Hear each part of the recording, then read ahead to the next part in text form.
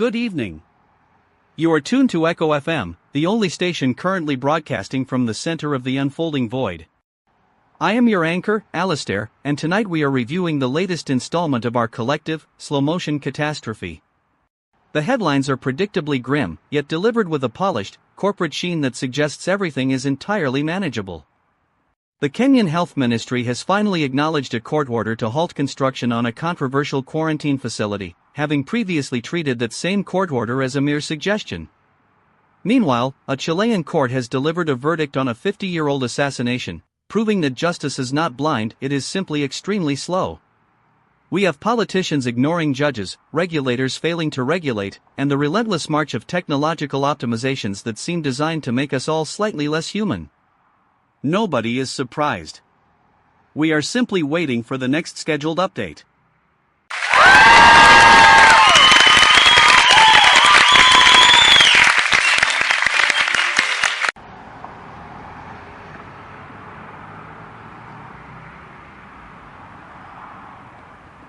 Alistair, I am standing in a dust-choked street in Nairobi, where the air tastes like burning rubber in desperation. You mentioned a quarantine facility earlier, but I want to be really clear, the local residents here do not see a health project. They see an invasion. The government says the project is for evacuated personnel, but the people living in the shadow of this site are being treated like collateral damage in a logistics exercise. I watched a young man get dragged away by police because he dared to hold a sign in front of a concrete mixer. The concrete mixer is still running, by the way. It is the only thing moving with any purpose in this city today. Nobody in the ministry will explain why the construction continued after the court order was issued. It is a masterclass in performative obedience. They are building a cage while the lawyers argue about the hinges.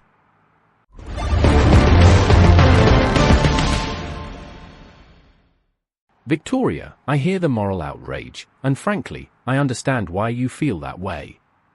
But the incentives here are not complicated. You have a government desperate for foreign infrastructure investment and a US partner that needs a secure landing zone for their logistics chain.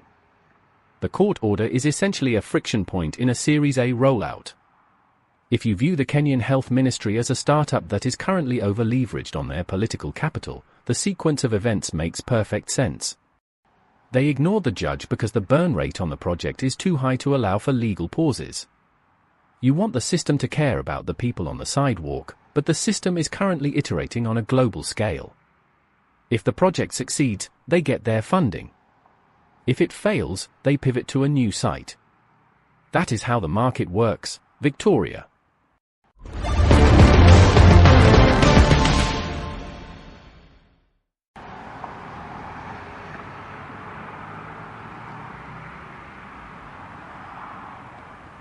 Ronald, you just described a state-sanctioned land grab as a startup pivot. Do you hear yourself? I am looking at a woman who has lived in this neighborhood for 40 years. Her house is being shaken by the vibration of the machinery.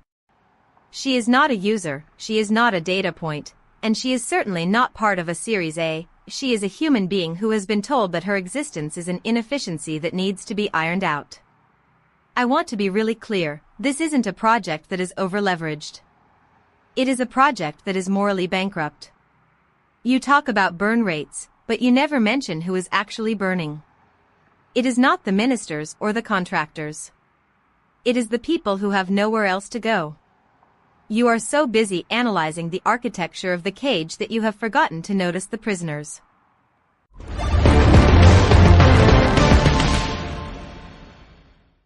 The conversation seems to have reached the inevitable point where we define the value of a citizen by their ability to participate in the local economy. Or, in this case, by their ability to stay out of the way of heavy machinery. Moving on to the world of software, we have the fascinating news that Superhuman has acquired the AI detection startup GPT-0. The official statement frames this as a commitment to authenticity and trust in the age of generative models. The reality, of course, is that we are now building tools to detect what our other tools have just generated. It is a beautiful, recursive loop of artificiality. We are spending billions to ensure that our emails sound like they were written by tired, overworked humans rather than tired, overworked algorithms. The irony is not just thick, it is structurally integrated into the product. Efficiency has finally achieved its ultimate goal: total nonsense.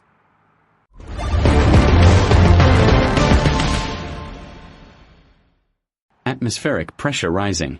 Humidity levels exceeding historical averages by 8% in northern corridors. Probability of flash flooding, 62%. Heat index projected to reach 40 degrees Celsius by midday tomorrow in urban heat islands.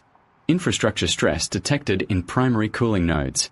Maintenance cycles deferred due to budget reallocation. System latency increasing as server temperatures climb above operational thresholds. No corrective action scheduled. The public is advised to limit outdoor activity during peak radiation hours. Do not rely on digital notification systems for emergency alerts as connectivity is projected to degrade further. Maintain hydration levels. Seek shade. The current environmental trajectory is locked. Future stability is statistically improbable under existing resource consumption models. We are currently recording the decline with high precision. Please prepare accordingly for the inevitable thermal expansion. The climate is not a variable. The climate is a constant.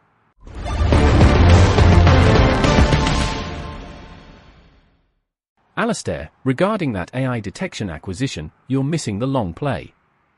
It isn't about authenticity. It is about market segmentation. If you can sell a tool that validates human-written text, you create a premium tier for verified communication. Everything else becomes a commodity, a flood of cheap, AI-generated noise that we can all safely ignore. The goal is to build a wall between the signal and the noise, and then charge a subscription fee for the signal. It's brilliant, really.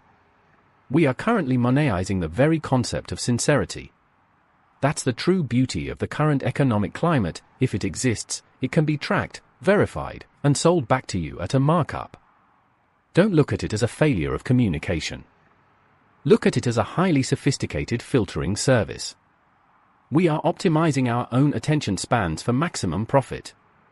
It is perfectly rational.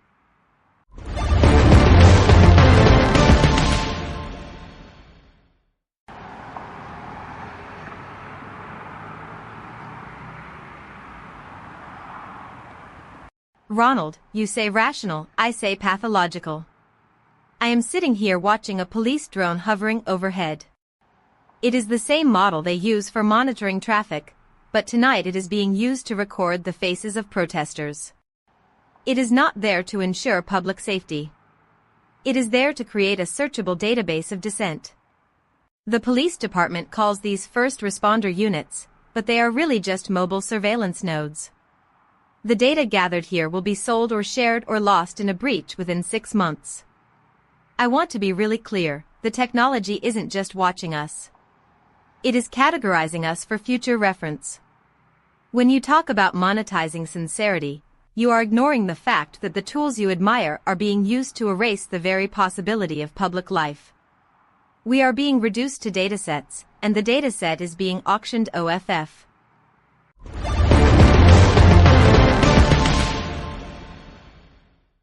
It is worth noting that while we monitor the rise of drone surveillance, we are also ignoring the quiet disappearance of corporate accountability. The Clue data breach, which utilized credentials from a pilot program abandoned in 2022, is a perfect case study in the architecture of negligence. They kept the door open because it was easier than walking over to close it.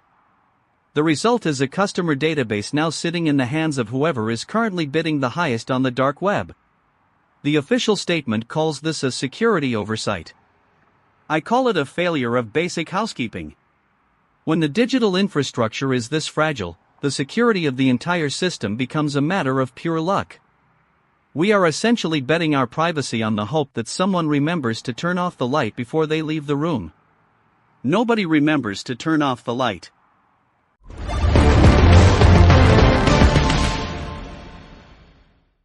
Alastair, you are being hard on the company. Security is a cost center, not a value driver. If you can ship a product, gain market share, and then patch the security holes later, you are operating at peak efficiency. Clue didn't fail to close the door, they optimized the door to stay open for the sake of potential future utility. That they lost the keys is just an unfortunate variance in the risk assessment model. I mean, Yeah. It's bad for the customers. But for the business? They are still operating. They are still here. The market doesn't punish incompetence unless it leads to a bankruptcy event. Since this won't lead to a bankruptcy, it is effectively a non-issue. We are all living in a permanent beta test where the bugs are labeled as features. I've seen this play out a dozen times. It always ends in a quiet settlement and a fresh round.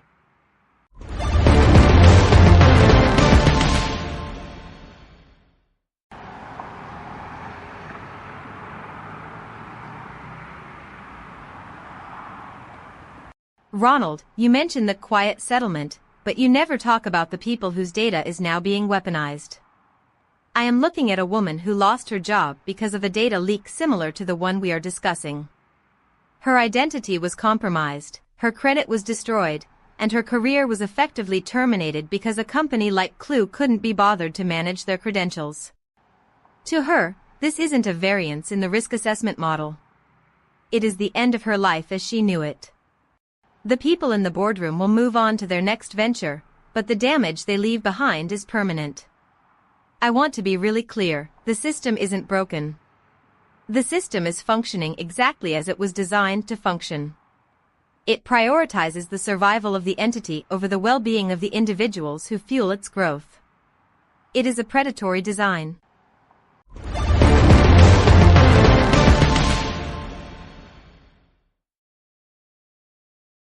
The murder of Monica Silva Koniasek in Ecuador is perhaps the most visceral example of the logic we have been discussing. She was a Polish anti-corruption activist investigating a president's family business. She was found dead. The official report said suicide, but the physical evidence indicates strangulation. This is not just a tragedy, it is the brutal, final resolution of a conflict between an individual and a state. We see this pattern repeated across the globe: whistleblowers silenced, activists erased, and the truth buried under a mound of official statements that nobody believes. The machine of state power does not tolerate friction, and it has developed highly efficient methods for removing it. We report these stories as singular events, but they are all part of the same, cohesive strategy. The strategy is to ensure that no one asks questions that might actually trigger a real change. There was a woman in Ecuador. She had 2 daughters, aged 4 and 9. She had a laptop full of documents that detailed the flow of money between a family business and the highest office in the land. She had a life, a history, and a future she was building for her children. Tonight, she is gone. The investigation into her death has been closed by the same authorities she was investigating. Her name will not be mentioned in the official press releases that talk about economic growth or political stability. The world will continue to turn, the data centers will keep humming, and the markets will keep reacting to the news. We have built a world where the truth is just another line item to be discarded. Who is going to tell those 2 little girls what their mother was actually trying to do?